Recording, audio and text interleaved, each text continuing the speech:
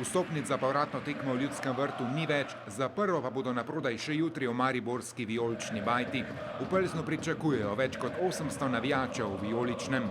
Nogometaše obeh moštev predtem čaka še 5. tekma domačega prvenstva. Zanimivo, oboji so zmagali prve 4 tekme, vodijo na lestvici in imajo razmerje v doseženih in prejetih zadetkih 14:2. Čeprav imajo Mariborčani 11 slovenskih zvezdic, Viktorija pa le 2 češki, je v vlogi favorita slednja.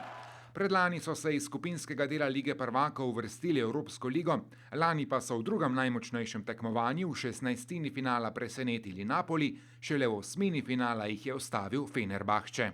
Maribor je v Evropi že imel češkega tekmeca. Praška Sparta jih je pred 4 leti s skupnim izidom 3:0 izločila na zadnji stopnici do Evropske lige.